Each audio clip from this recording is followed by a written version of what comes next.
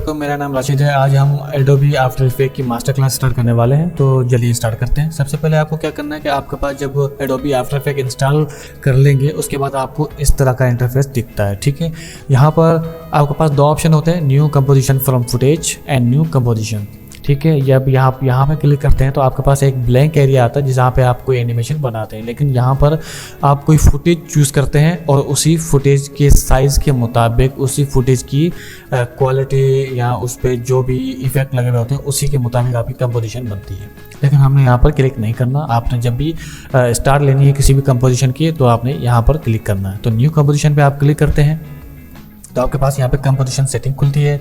यहाँ पर सबसे पहले आपको नाम देना है जो एनिमेशन आपको बनानी है। तो हम यहाँ पर बेसिक क्लास सीख रहे हैं, तो यहाँ पे मैं बेसिक क्लास 1 पे लिखूंगा और यहाँ पर आपके पास 3 ऑप्शन और आते हैं जिसमें बेसिक, एडवांस और 3D रेंडर के ऑप्शन आपको नज़र आते हैं। यहाँ पर बेसिक के अंदर आपको प्रीसेट्स मिलते हैं। यहाँ पर बहुत सारे आपके पास प्रीसेट्स अवेलेबल मिलेंगे, जहाँ पे 2K से लेकर 4K, मोबाइल से लेकर रील तक आपको सारे यहाँ पर प्रीसेट्स मिलेंगे। अगर आप इंस्टाग्राम की रील बनाना चाहते हैं तो उसके भी आपको प्रीसेट्स यहाँ पर मिल जाएंगे। और अगर आप कोई कमर्शियल या कोई मोशन ग्राफिक वाला कोई एनिमेशन बनाना चाहते हैं तो उसके भी साइज़ आपको यहाँ पर मिल जाते हैं। ठीक है, हमने यहाँ पर लेना है साइज़ सोशल मीडिया लैंडस्केप, जिसमें आपको 30 FPS और 90/20 वाली फाइल आपको यहाँ पे मिलती है। यहाँ पर आपने क्लिक करना है और ये साइज़ आपको यहाँ पर आ जाएगा।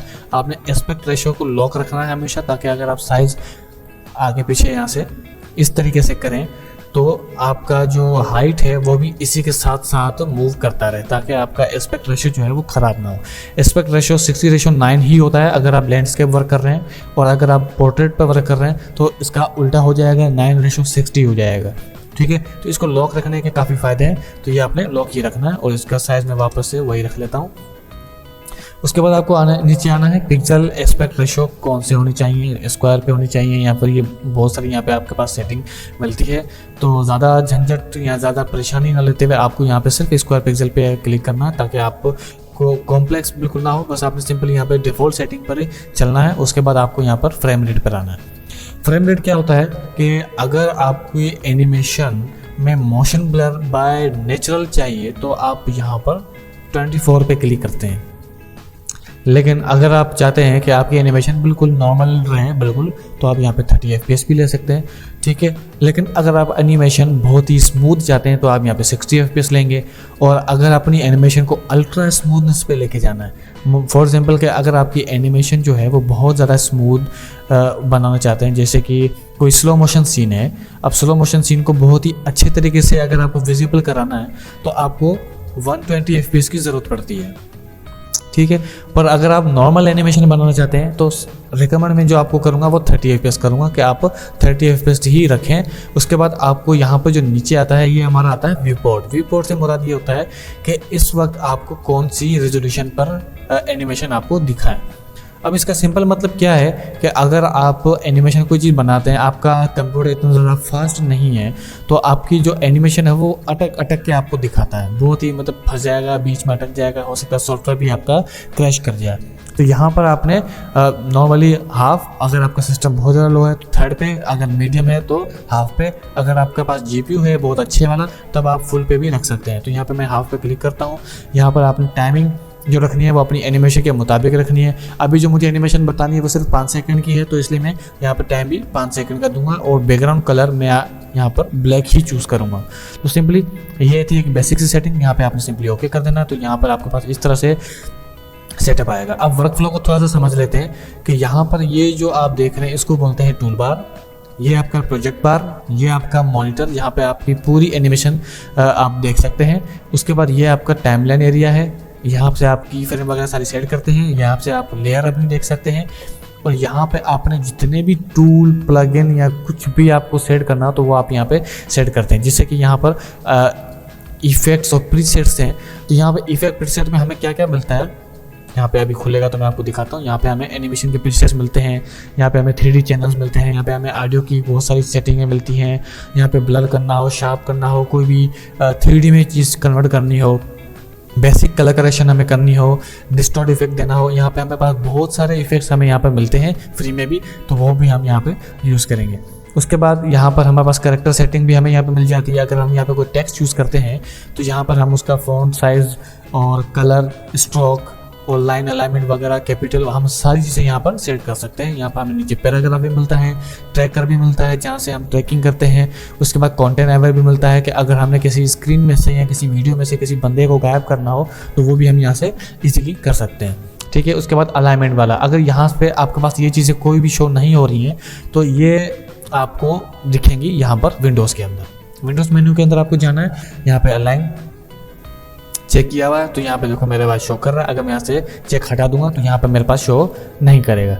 तो अगर आपको जो भी यहाँ से चाहिए आप सिंपल यहाँ पे क्लिक करेंगे, वो आपको यहाँ पर दिख जाएगा। तो यहाँ से मेरे पास यहाँ पे लाइब्रेरीज हैं, यहाँ पे मेरे पास टूल्स हैं, यहाँ पे मेरे पास कंपोजिशन है, यहाँ पे प्रोजेक्ट बार है। जो भी आप यहाँ पे देख रहे हैं वो सारा यहाँ से मैंने इन किया हुआ है, मैंने यहाँ पे ऑन किया हुआ तो यहाँ पर मुझे दिख रहा है, ठीक है। यहाँ पर इसकी शॉर्टकट भी दिए हुए हैं Ctrl+6, Ctrl+5, तो आप वो प्रेस करेंगे तब भी आप यहाँ पर दिखा सकते हैं, वरना सिंपली आप विंडोज़ के अंदर जाके इसके ऊपर क्लिक भी कर लेंगे तब भी आप यहाँ पर इसको इनेबल और ऑफ कर सकते हैं, ठीक है।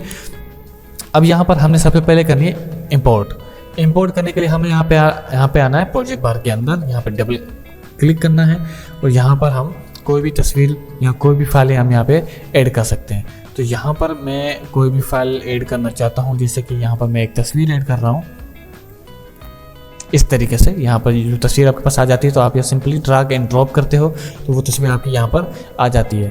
अच्छा, जब पिक्चर आ जाती है तो आपके पास कुछ फीचर्स आते हैं, मैं आपको उस फीचर में बता देता हूँ ताकि वो फीचर क्या क्या है। ये जो आपको एरिया शो हो रहा है वो टाइमलाइन है। टाइमलाइन क्यों कहते हैं? क्योंकि ऊपर जो ये एरिया आप देख रहे हैं यहाँ पर आपका टाइम शो हो रहा होता है। यहाँ पे आप देख सकते हैं यहाँ पे एफ शो हो रहा है और यहाँ पे 15, तो इसका मतलब ये 15 फ्रेम है जो आपको टाइम यहाँ पर दिख भी रहा होगा। ये हमारा 1 सेकेंड बन चुका है, ठीक है। और यहाँ पे हमारा ऐसे जब आप आगे आते रहेंगे तो यहाँ पे आपको टाइम दिखाता रहेगा और यहाँ पे आपको भी टाइम दिखाता जाता है कि आपका कितने फ्रेम आगे हैं, कितने सेकंड आगे हैं, क्योंकि जितनी भी एनिमेशन बनती है वो फ्रेम के हिसाब से बनती है, सेकंड के हिसाब से बनती है, वो मिनट के हिसाब से नहीं बनती है, ठीक है ना। जितनी भी एनिमेशन वो हमारी फ्रेम के हिसाब से बनती है और सेकंड के हिसाब से बनती है। तो यहाँ पर इस टाइम के ऊपर अगर आप कंट्रोल दबा के क्लिक करेंगे तो अब ये आपका जो एनिमेशन का जो आपका टाइमलाइन है वो आपका फ्रेम के हिसाब से आएगा टोटल। और अगर आप यहाँ पे क्लिक करते हैं तो अब ये जो टाइम आपको यहाँ शो करेगा वो आपको सेकंड के हिसाब से शो करेगा और जो सबसे आखिर में जो आपको नंबर शो होता है वो आपका फ्रेम शो करता है। जैसे कि यहाँ पे हमने 30 FPS की फाइल ली थी तो आप यहाँ पे देखें, यहाँ पे 27 दिख रहा है ना, जैसे 30 आएगा और ये मेरा 1 सेकेंड पूरा हो जाएगा। और अगर यहाँ पे कंपोजिशन सेटिंग के अंदर जाता हूँ, कंपोजिशन सेटिंग के अंदर मैं जाता हूँ, यहाँ पे भी देखो मैं यहाँ पे 60 FPS करता हूँ तो अब यहाँ पे देखें, अगर मैं इसको पीछे करूँगा तो ये 59, ये देखें, ठीक है ना। तो 60 FPS के बाद ये मेरा 1 सेकंड बन जाएगा। अगर मैं 120 फ्रेम पे कोई एनिमेशन बनाता हूँ तो वो मेरी टोटल 2 सेकंड की एनिमेशन बनेगी, ठीक है। ये हमारी एक बेसिक टाइमलाइन की अगर आपको समझ में आ गई है तो हम यहाँ पे बढ़ते हैं। यहाँ पर मैं इसको वापस से 30 FPS पे लेके आता हूँ। और अच्छा, अब ये जो लेयर है यहाँ पर हमारे पास आई मिलता है, आई से हम इसको ऑन और ऑफ कर सकते हैं, हाइड और शो कर सकते हैं लेयर को। यहाँ पे हम लेयर को लॉक भी कर सकते हैं। और उसके बाद यहाँ पे हमारे पास ब्लेंड मोड्स हैं बहुत सारे जहाँ पे हम कलर को आगे पीछे कर सकते हैं। जैसे कि अगर यहाँ पे मैं एक और लेयर लेके आता हूँ, जैसे कि अगर मैं ये इमेज लेके आया हूँ और ये इमेज मेरी लगी हुई है पीछे और ऊपर मेरी कोई और इमेज लगी हुई है, अगर मैं इस ब्लेंड मोड को चेंज करके ओवरले करता हूँ तो दोनों इमेज यहाँ पे इसमें कंबाइन हो जाएगी। अगर मैं इसको ह्यू करता हूँ तो ये कलर कंबाइन हो जाएगी। अगर मैं विविड लाइट करता हूँ तो यहाँ पे मेरे पास लाइट ज़्यादा आ जाएगी। तो इस तरह से हम ब्लेंड मोड को फ्यूचर में यूज़ भी करेंगे। इसके बहुत सारे काम हैं फोटोशॉप के अंदर। यहाँ पर सिर्फ मुश्किल से 15 से 20 आपको ब्लेंड मोड मिलते हैं, लेकिन आफ्टर इफेक्ट के अंदर आपको बहुत सारे यहाँ पर ब्लेंड मोड्स मिलते हैं, क्योंकि यहाँ पर आफ्टर इफेक्ट के अंदर ब्लेंड मोड का काम बहुत ज़्यादा है। इसलिए आप देख सकते हैं यहाँ पर 1 सेक्शन, 2 सेक्शन, 3 सेक्शन, 4 सेक्शन, 5, 6, 7, नीचे 8 है और ये 9। तो टोटल हमारे पास 8 to 9 हमारे पास ब्लेंड मोड के सेक्शन मौजूद हैं, क्योंकि यहाँ पर ब्लेंड मोड के बहुत सारे काम हैं। तो वो हम फ्यूचर में पढ़ेंगे कि इनकी ब्लेंड मोड के एक एक डिटेल से हम जानेंगे इनको। फिलहाल बस आपने यहाँ पर एक हाउ नोट जानना है कि इसका काम क्या है।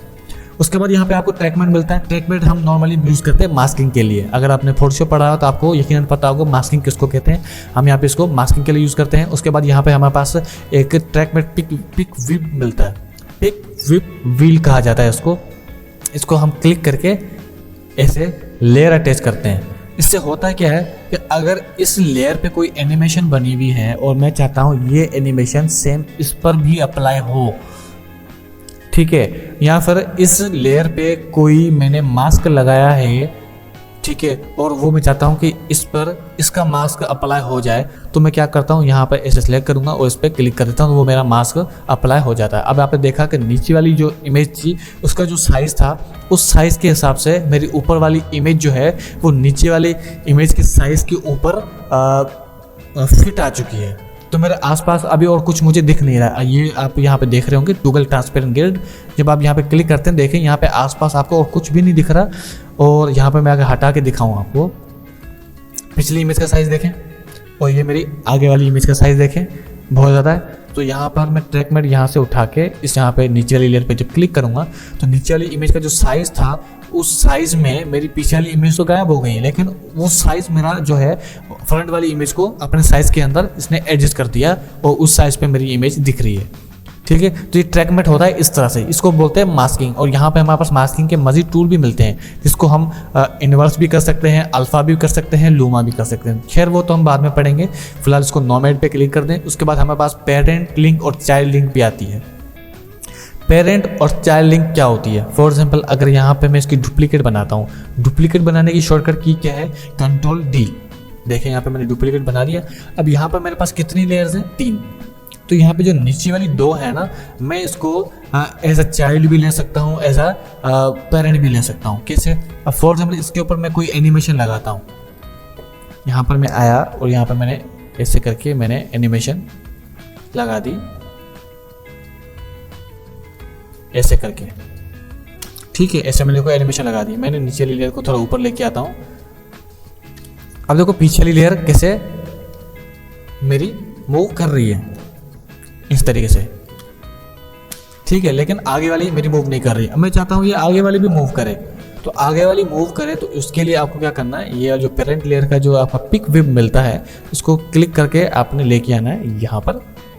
अब आप गौर से देखें मेरी आगे वाली लेयर भी परफेक्टली उसी की तरह एनिमेट कर रही है, ठीक है। तो ये पेरेंट चाइल्ड इसी तरह से काम करता है। जो फर्स्ट लेयर होती है जिस पे आप एनिमेट करते हो उसको बोलते हैं पेरेंट लेयर, और जिस लेयर को हमने एनिमेट नहीं किया है लेकिन हम चाहते हैं कि वो दूसरी लेयर से एनिमेट ले, तो वो हम क्या करते हैं, पिक व्हील के जरिए एनिमेशन उसकी लेते हैं, उसको हम बोलते हैं चाइल्ड लेयर, ठीक है।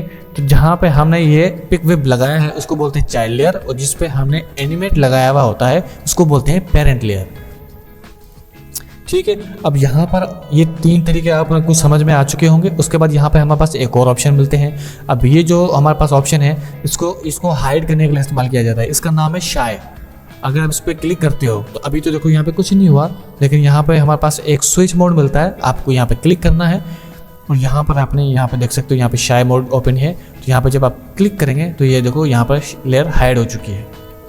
अब यहाँ पर मेरे पास एक भी लेयर शो नहीं हो रही क्योंकि मेरा शाय मोड ओपन है। अगर इसमें क्लिक करता हूँ, इसको ऑफ कर दूंगा तो मेरी जितनी भी लेयर है वो सारी शो होने लगेंगी। इसको मैं ऑन कर दूंगा तो जितनी भी लेयर मेरी वो सारी ऑफ हो जाएंगी क्योंकि मैंने शाय मोड ऑन किया हुआ। तो इसको बंद करके मैं दोबारा से इसका जितना भी क्लिक सारे आउट कर दूंगा। अब शाय पे क्लिक हो या ना हो मेरी कोई भी लेयर हाइड नहीं होगी, ठीक है। इसको ज़्यादा इस्तेमाल किया जाता है वर्क फ्लो को, मतलब अब बहुत ज़्यादा लेयर जब बन जाती हैं और हमें सिर्फ 3 लेयर्स पे वर्क करना हो, बाकी लेयर सिर्फ डिस्टर्ब कर रही होती हैं, तो हम क्या करते हैं, जो लेयर हमें काम की नहीं है, जैसे कि अगर ये लास्ट वाली 2 मेरे काम की नहीं है, मैं इस पर काम कर रहा हूँ अभी, तो मैं क्या करूँगा, इसके ऊपर ऐसे क्लिक कर दूंगा और शाय मोड ओपन कर दूंगा।